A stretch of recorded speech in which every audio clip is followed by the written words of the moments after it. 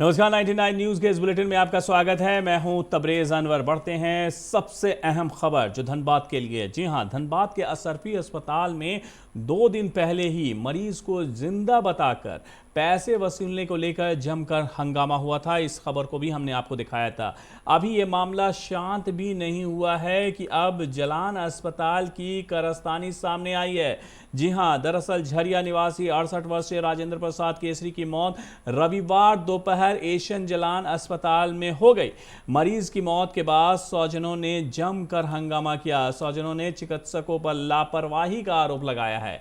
हंगामे की सूचना पाकर स्थानीय पुलिस अस्पताल पहुंची। परिजनों को समझाकर हंगामे को शांत कराया। परिजनों का कहना था कि डॉक्टरों ने पहले तो हार्ट सर्जरी के नाम पर 1,77,000 रुपये जमा कराए, फिर लगभग 50,000 के दवा भी मंगवा लिया। शनिवार को डॉक्टर ने कहा है कि वो ठीक हैं, उन्हें आप घर ले जा सकते हैं। लेकिन राजेंद्र प्रसाद केसरी के परिजन जब आज सुबह उन्हें घर ले जाने आए तो उनकी गंभीर स्थिति बताकर रांची ले जाने के लिए डॉक्टरों ने कहा, जिसके कुछ देर बाद ही मरीज की मौत हो गई। फादर थे, आधा घंटा पहले डेट किया, उसके बाद बोलते ये वाला पर्ची थमा दिए, ये वाला बिल ला कर दिए, दवा ला के दीजिए। तो मरा हुआ बॉडी क्या दवा यूज करता है क्या? आप लोगों को कैसे पता चला कि हम लोग जाकर नब्ज वगैरह छू के देखे, सारा ठंडा पड़ा। उसके बाद हम बोले बिल क्या दिए, बोला दवाई ला के दीजिए। अंदर जा बोले रुके, अंदर घुस के देखते अपने फादर को, वहाँ देखे बॉडी पूरा एकदम ठंडा पड़ा हुआ। फिर बोलता 20 मिनट और देखते हैं। तो ये डॉक्टर का क्या कहना था? डॉक्टर का कहना है कि हम दवा यूज किए हैं। पर दवा कहाँ यूज किया? मरा हुआ बॉडी में दवा यूज होता है क्या? जब बॉडी डेथ हो चुकी है तो उसमें क्या दवा कहाँ यूज कर रहा है ये लोग? तो इसके खिलाफ आप लोग क्या करना कहना चाहते हैं? कहने मतलब इस सारा हॉस्पिटल को बंद कर देना चाहिए।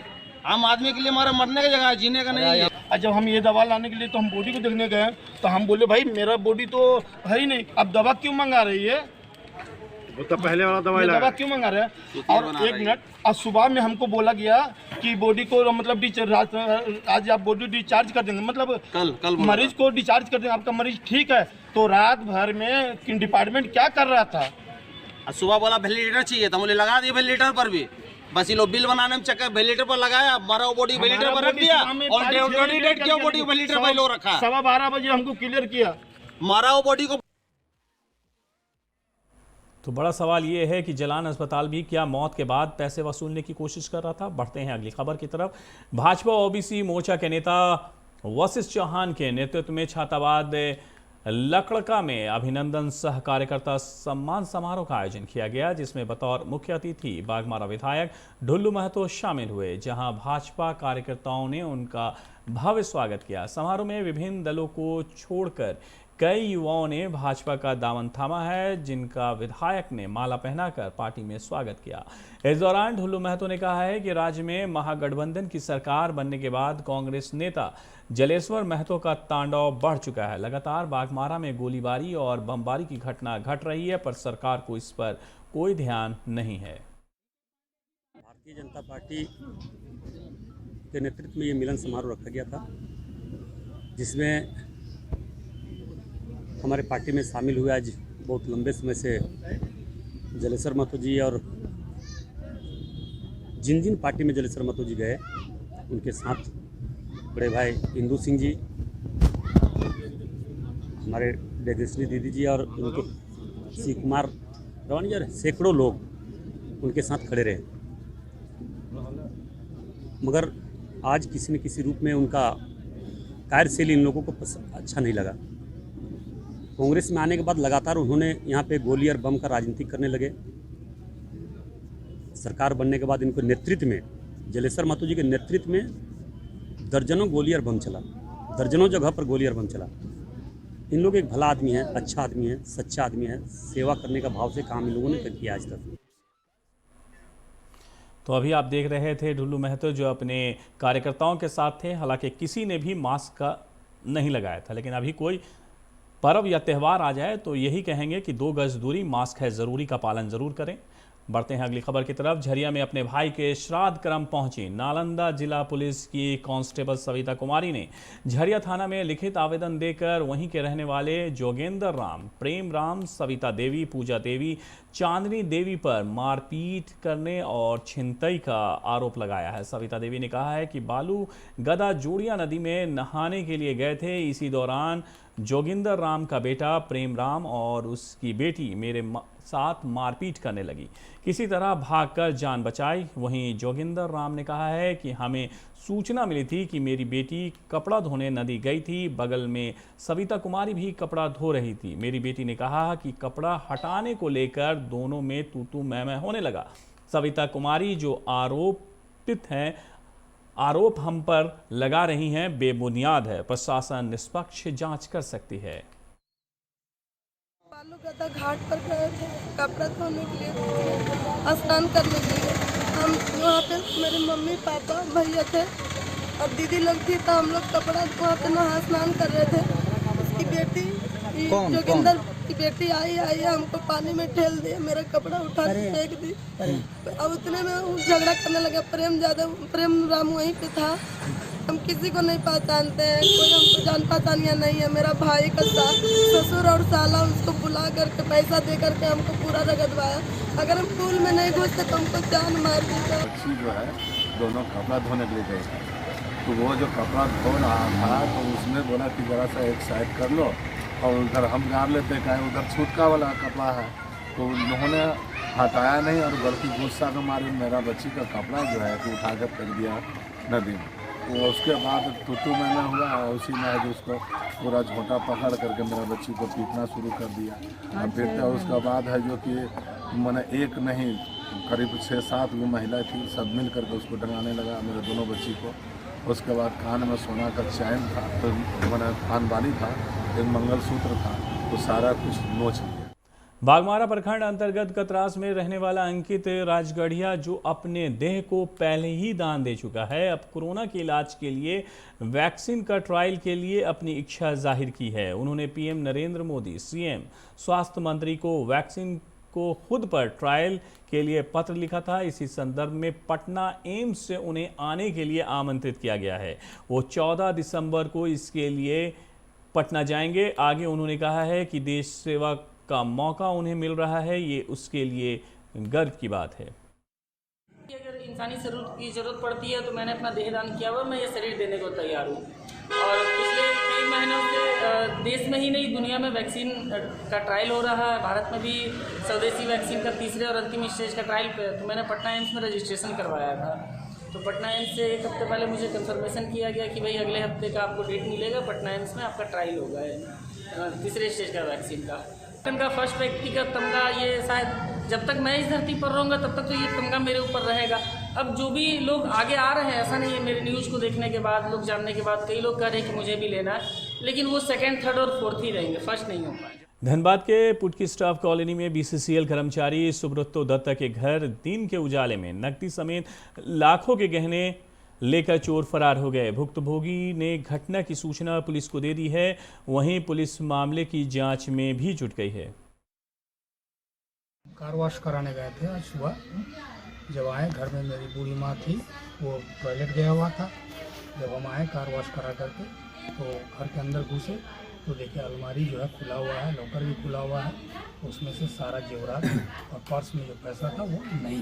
कितने बजे की घटना है? 12 से 12। क्या कुछ गया है आपका? वाइफ का गहना था, माँ का भी था, बेटा और मेरा भी था, थोड़ा थोड़ा वो सब गया है।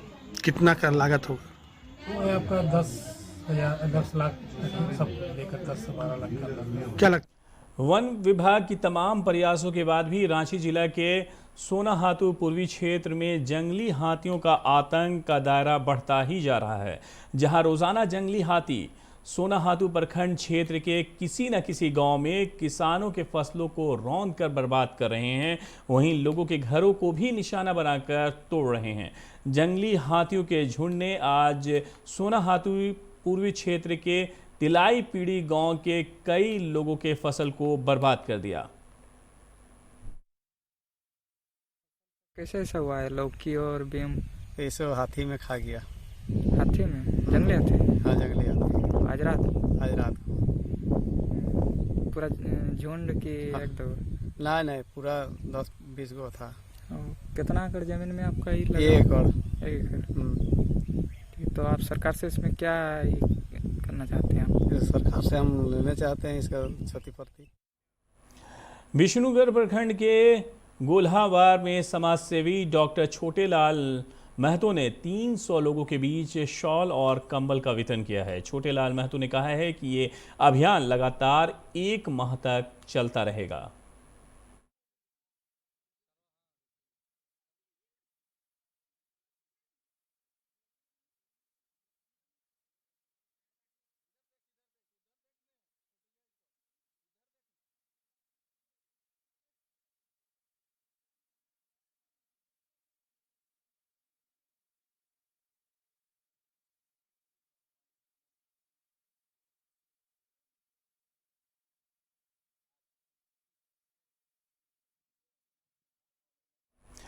झरिया के यादव खोआ मिठाई भंडार का रसगुल्ला खाने से झरिया के एक मोहल्ले में 2 बच्चे समेत परिवार के कई लोग बीमार पड़ गए हैं। बताया जाता है कि शादी की सालगिरह के मौके पर निर्मल सौ नामक युवक मिठाई भंडार से रसगुल्ले लेकर आया था। खराब क्वालिटी का रसगुल्ला खाने के बाद परिवार के कई लोगों की तबीयत बिगड़ने लगी। इसके बाद निर्मल सौ खराब रसगुल्ले को लेकर मिठाई दुकान पहुंचकर जमकर हंगामा किया। इसे लेकर दुकानदार और ग्राहकों के बीच नोकझोंक भी होती रही। बोल रहे थे रुकिए थोड़ा, हम आपको मंगा देते हैं। तो बोला ना जल्दी आज ही, बोले यही है तो दे देंगे। हम दे दिए। तो अब बोले कि खराब है, तो फिर हम बोले तो रात को आप चेंज कर लेता, अभी लेके आए डिब्बा। तो डिब्बा फेंक ऐसे भी करके पतला सिरम रहता रसगुल्ला, खराब हो जाता है, पतला सिरम रहता जी। तो उनका हम तो वैसे ही 14 पीस ले गए, हम डाल के रख दिए कि चलो दे देंगे। तो बोले ना तुमको ऐसे करेंगे वैसे करेंगे। अब लंच पन बाकी गाड़ी गलौज भी करके गए जी। हम आते हैं तुमको बताते हैं। तो कहीं ना कहीं क्वालिटी खराब है तब नहीं। क्वालिटी नहीं। धनबाद के मेमको मोड़ में आज बरवड्डा पुलिस की मदद से छत्तीसगढ़ की पुलिस ने कई स्थानों पर छापेमारी की। मामला साइबर क्राइम से जुड़ा बताया जा रहा है। छत्तीसगढ़ पुलिस किसी जीएस तलवार को ढूंढ रही थी। हालांकि साइबर अपराधी का जो पता छत्तीसगढ़ पुलिस के पास है, वैसे नाम के कोई भी व्यक्ति यहां नहीं मिले। संभावना जताई जा रही है कि ये नाम और पता फर्जी है। छत्तीसगढ़ पुलिस ने बताया है कि मामला साइबर क्राइम से जुड़ा है। धनबाद के बरवड्डा थाना क्षेत्र से साइबर क्राइम के जरिए कई किस्तों में फर्जी निकासी की गई है। पुलिस ने सुरक्षा के दृष्टिकोण से ठगी के शिकार व्यक्ति के नाम बताने से परहेज कर रही है। फिलहाल छत्तीसगढ़ और धनबाद पुलिस साइबर अपराधी की तलाश में जुटी हुई है।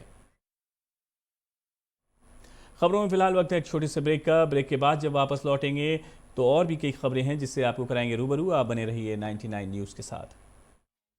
Brighten up your day, 'cause I'm so sunny. Hey, I'm sexy Mr. Brown, heading out to town. You can hate me all the way, 'cause I got my honey.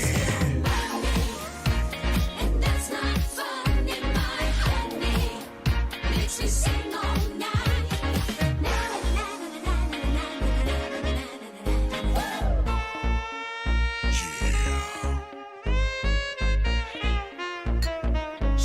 Mr. Brown. Your wait for sheer extravagance is over. Presenting Kia Carnival. Bookings open.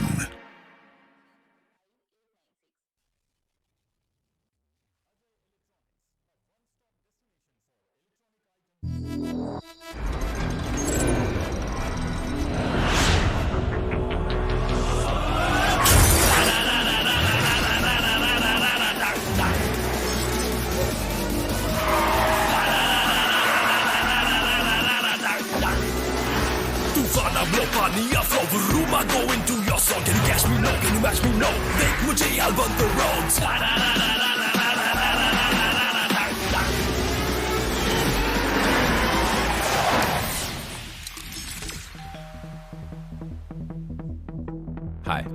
You're early. I know. XUV 300. Authorised dealer model fuels Dhanbad Bokaro Giridih. आप इस number पर संपर्क कर सकते हैं 8929207235 8929207236 9711355896। जब अपने घर के लिए सही दरवाजे चुनने की बात हो तो चुनिए सिर्फ टाटा प्रवेश के दरवाजे, जो लकड़ी के दरवाजों से कई गुना है बेहतर। टाटा प्रवेश के दरवाजों में है स्टील की मजबूती और लकड़ी की खूबसूरती। टाटा प्रवेश के दरवाजे फ्रेम और एक्सेसरीज के साथ फैक्ट्री में तैयार किए जाते हैं। लकड़ी के दरवाजे बनाने के लिए बहुत से लोगों से संपर्क करना पड़ता है, जो कि इस समय नुकसानदायक हो सकता है। लकड़ी के दरवाजों को लगाने में 8 चरणों से गुजरना और 6 प्रकार के लोगों के संपर्क में आना होता है, जबकि टाटा प्रवेश के दरवाजों का इंस्टॉलेशन केवल 2 चरणों में हो जाता है। बस अपना दरवाजा चुनें, उसका आकार नापें और नो टच डिलीवरी पाएं। इसे हमारी प्रशिक्षित इंस्टॉलेशन टीम द्वारा लगाया जाता है, जो सैनिटाइजेशन प्रोटोकॉल्स का ख्याल रखती है। टाटा प्रवेश के दरवाजे लकड़ी के दरवाजों से कई गुना मजबूत होते हैं और आपके परिवार को सुरक्षित रखते हैं। स्टील के बने होने के कारण इन दरवाजों में स्वाभाविक रूप से न तो दीमक लगता है और न ही इनमें आग पकड़ने का डर होता है। टाटा प्रवेश के दरवाजे मेंटेनेंस फ्री और वेदर प्रूफ होते हैं। सामान्य लकड़ी के दरवाजों की तरह ये न तो सिकुड़ते फैलते हैं और न ही इनमें दरार आती है। लकड़ी के दरवाजों की गुणवत्ता और उनका टिकाऊपन प्रमाणित नहीं होता, जबकि टाटा प्रवेश के दरवाजे उम्दा फिनिश, कई डिजाइन के और 5 वर्षों की वारंटी के साथ आते हैं। एक बात और, लकड़ी के दरवाजों के लिए जंगलों की कटाई होती है, वहीं दूसरी ओर टाटा प्रवेश के दरवाजे पेड़ों को कटने से बचाते हैं तथा ये 100% रिसाइक्लेबल होते हैं। अब ये आप पर है कि आप अपने घर में कौन सा दरवाजा लगाना चाहते हैं। बेस्ट चुनिए, टाटा प्रवेश के दरवाजों और खिड़कियों को चुनिए।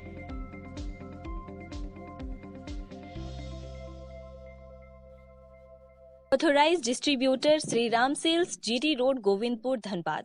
आप इस नंबर पर संपर्क कर सकते हैं 7004709213 9534400091। जय TMT, भरोसा अटूट एवं सुरक्षित निर्माण का।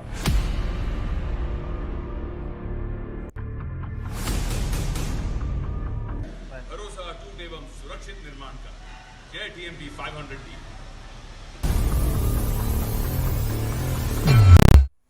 ब्रेक के बाद इस बुलेटिन में आपका एक बार फिर से स्वागत है। बढ़ते हैं अगली खबर की तरफ। सरायकेला जिला के कुकड़ू प्रखंड अंतर्गत हाई स्कूल तिरलुडू में आज नरेश महतो स्मारक समिति और विश्व वार्ता फाउंडेशन के संयुक्त तत्वाधान में निःशुल्क नेत्र स्क्रीनिंग कैंप का आयोजन किया गया, जिसमें सिंगापुर नर्सिंग होम से आए डॉक्टरों ने मोतियाबिंद के मरीजों की जांच की। मरीजों का निःशुल्क ऑपरेशन भी किया जाएगा और दवा भी मुहैया कराई जाएगी। यहाँ आई स्क्रीन फ्री कैंप लगाए हैं नरेश महतो स्मारक समिति एंड विश्व वार्ता फाउंडेशन के ऑर्गेनाइजेशन से। लोकल में यहाँ हम लोग को धीरू महतो ऑर्गेनाइजेशन कर रहे हैं। हम लोग पेशेंट को स्क्रीनिंग जांच करके ऑपरेशन की व्यवस्था करेंगे। सरायकेला खरसावां जिले के आदित्यपुर थाना क्षेत्र के मुस्लिम बस्ती में पुलिस टीम ने छापेमारी कर ब्राउन शुगर के साथ महिला नगमा खातून को गिरफ्तार किया है। जिले के SP मोहम्मद अर्शी ने बताया है कि महिला के पास से 354 पुड़िया ब्राउन शुगर बरामद किया गया, जिसका वजन 37 ग्राम है। प्लास्टिक के पैकेट से बरामद ब्राउन शुगर का वजन 11 ग्राम है। पूछताछ में महिला से जानकारी मिली है कि वो आदित्यपुर मुस्लिम बस्ती में ड्रग्स पहुंचाने और बिक्री करती थी। महिला ड्रग्स पैडलर के है, उसके खिलाफ आदित्यपुर थाना में प्राथमिकी भी दर्ज कराई गई है। सरायकेला जिले के ईचागढ़ थाना क्षेत्र के सिल्ली रांगामाटी सड़क के झाड़ुआ सीता नाला पुलिस के पास बस और एक गैस टैंकर में टक्कर हो गई। इतना ही नहीं, इसकी चपेट में एक अन्य टाइगर बस भी आ गया, जिससे बस में सवार दर्जनों यात्री घायल हो गए हैं, जबकि मौके पर 2 लोगों की मौत भी हो गई है। घायलों को इलाज के लिए अस्पताल भेज दिया गया है।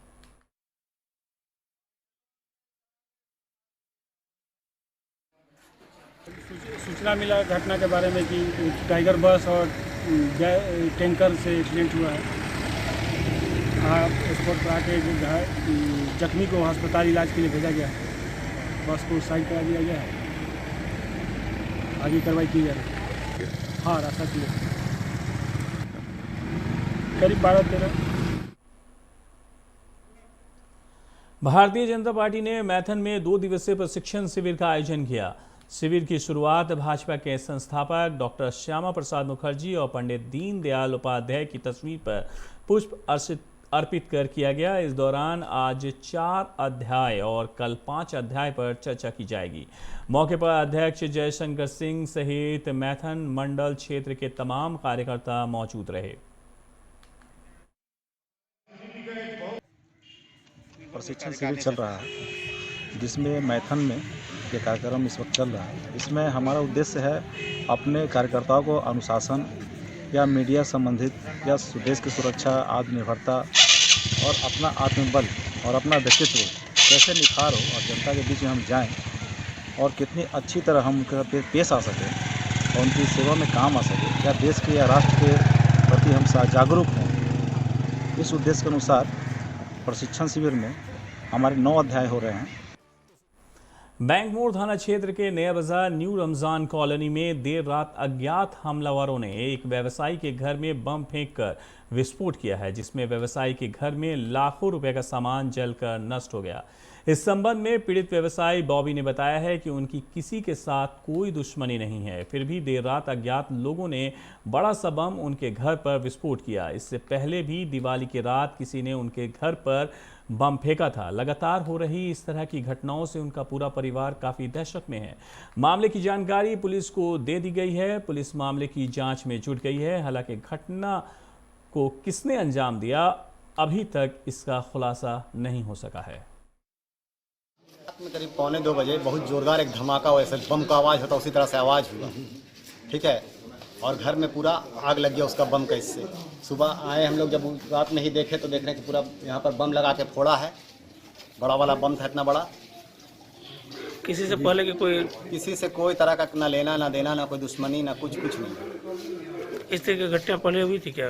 हाँ, दिवाली के टाइम में, दिवाली के दिन ही एक बड़ा वाला बम फोड़ा था यहाँ पे 12 बजे रात में। तो हम लोग से दिवाली है पे बच्चा बदमाशी किया होगा, लेकिन हम लोग को नहीं मालूम था कि कोई टारगेट कर रहा है, किस वजह से कर रहा है, क्यों कर रहा है, क्यों बम मार रहा है घर में मेरा, पता नहीं सर। घर में बुरी तरह से आग लग गया।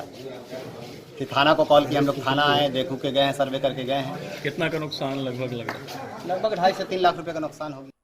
धनबाद के एनसीसी छात्रों ने रविवार को स्वच्छता पखवाड़ा दिवस के अंतिम दिन यातायात व्यवस्था संभालने में पुलिस का सहयोग किया। एनसीसी कैडेटों ने आम लोगों को जागरूकता संदेश दिया। उन्होंने रणधीर वर्मा चौक सहित कई स्थानों पर ट्रैफिक पुलिस की मदद करते हुए वाहन चालकों को ट्रैफिक नियमों का पालन करने तथा सतर्क रहने का संदेश दिया, जिससे कि सड़क दुर्घटना में कमी आ सके।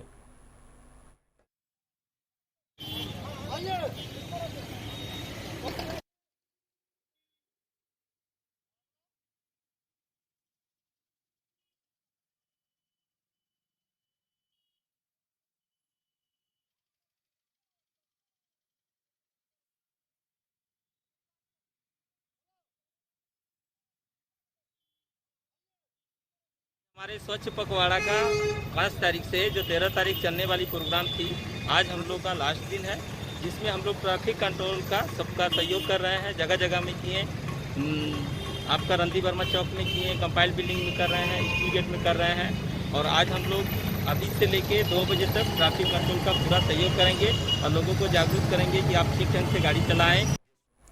मुराइडी के माइनोब कंपनी में नियोजन को लेकर महागठबंधन के द्वारा दिया जा रहा धरना स्थल पर 144 धारा लगाया गया है। सप्ताह व्यापी धरना का आज आखिरी दिन है।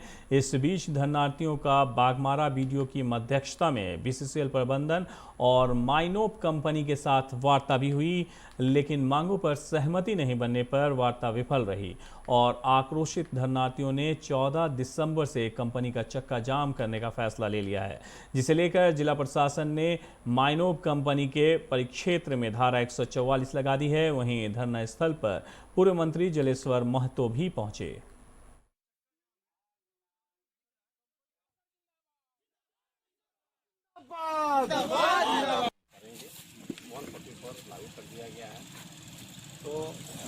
हमारा जो दायित्व है वो इस क्षेत्र के जो बेरोजगार युवा हैं उसको रोजगार देने के सवाल पर किसी भी हद तक जाना पड़ेगा।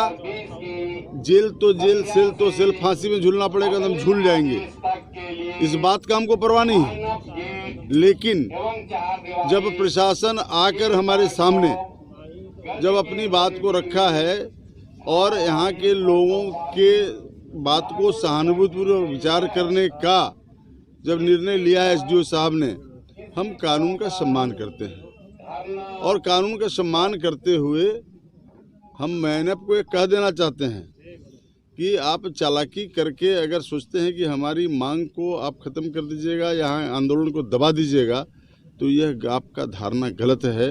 144 लागू कर दी गई है जिसके तहत धरना, प्रदर्शन, जुलूस, ध्वनि विस्तारक यंत्र का प्रयोग नहीं करना है और 5 या 5 से अधिक व्यक्तियों को एकत्रित भी नहीं होना है। अगर इस धारा 144 का उल्लंघन किया जाता है तो उनके विरुद्ध जो है वो सख्त से सख्त कानूनी कार्रवाई की जाएगी। 99 न्यूज़ के इस बुलेटिन में मेरे साथ इतना ही। मुझे दीजिए इजाज़त। अपना बहुत ख्याल रखिएगा। नमस्कार।